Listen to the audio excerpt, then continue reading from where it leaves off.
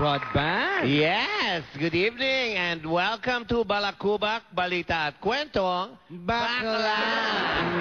Ay, wala tayo last Saturday, yes, kasi nga we gave way to the Binibining Pilipinas. Okay. Napanood mo ba? Marami daw nangyari. Ay, nako.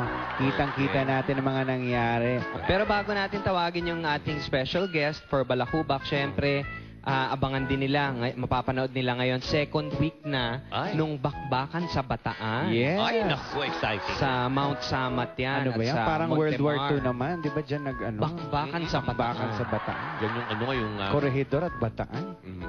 Tapos sunod-sunod na yan sa mga following weeks. Surfing sa Siargao.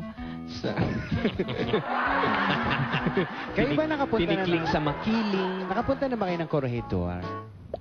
Yung papa ko, nagpunta kami minsan. Punta kayo doon? Ano ginawa niyo doon? Wala, nag-aantay kami ng mga putukan. Kala namin may mga gera pa. Wala naman na. pala. Tahimik. Puro mga nakalibing na ata yung mga tao. May libingan doon? Siguro yung mga hapon na libing na naman. O, tawagan na natin yung guest natin. Ito yung... Kayo nga pala. Pero light, Light lang. Gentle lang tayo. At abangan nila live. Baka dito pa mga anak live. Ay, naku, i-cover namin yan. Oo. Siyempre, ang pangit naman pag hindi namin kinover. Lalagyan namin ng takip. Oo, pag nanganak siya. Okay, mga kaibigan, narito na po siya. Jeneline Mercado.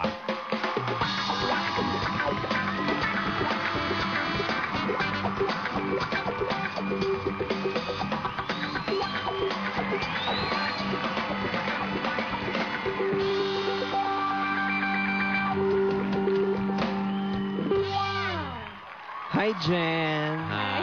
O ate, ikaw na mag-una, Yan. gentle ha. Nag-usap Light lang. kasi kami, Jeneline, dahil nga buntis ka, syempre medyo maselan. Ayaw na namin pag-usapan yung mga hindi na dapat pag-usapan. Kaya, puro mga light lang yung Light lang? Light lang.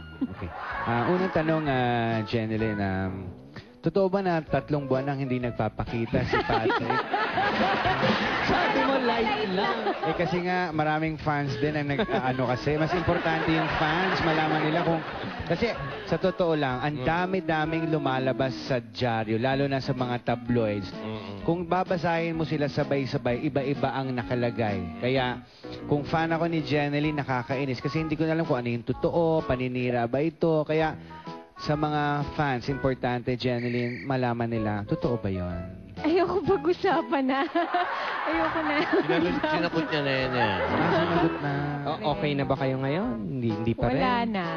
Wala na. Malinaw naman eh. Wala So, na. ang ibig sabihin nito, break na kayo. Oo. Oo, talaga. Kayo ba kasal ni Patrick? Hindi. Secret marriage? Hindi. Kunyari, bangka.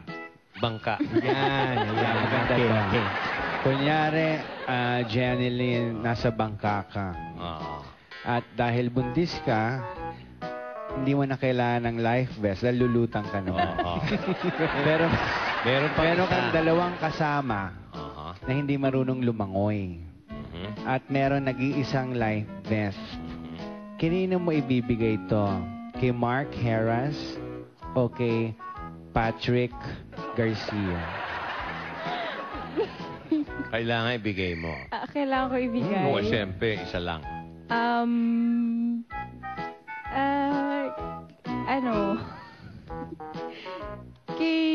Kay Mark. Ay.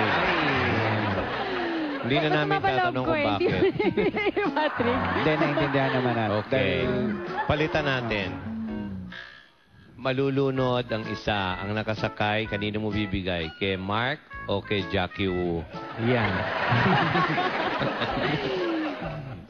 Kay Jackie Wu. Jackie Wu naman. Para fair. Pinatay din. Pero ano ka, masayahin siya. Yung sabagay, siguro mas matimbang talaga yung baby. Opo. Kaysa kahit kanino pang lalaki. Hindi. May pang pinaglilihan ka ba? Nung first 2 months lang. Pero third tsaka fourth Ano yun? month. Meron ba namin malaman? Tomato. Tomato. Kamatis. Kamatis. Nako, talaga mga kamatis ang ilong mo niyan. Walang araw. Ako, fan pa rin ako nila ni Mark eh. Sa totoo lang ha. So, hindi ka ba, after niya mag-break up, nakailang try siya makipagbalikan sa'yo? Yung totoo. Hindi ko na maalala eh. Ibig sabihin, marami na. Merong times, pero hindi rin natuloy eh. Bakit? At Ah, sabihin niya, hindi, nagbago na ako. Nagbago isip. Merong yun lang, may mga times. Pero hindi nga, lagi-laging nabibitin. Laging na, Si Papa Jano, nag-try ba yon sa'yo? Try ko ba?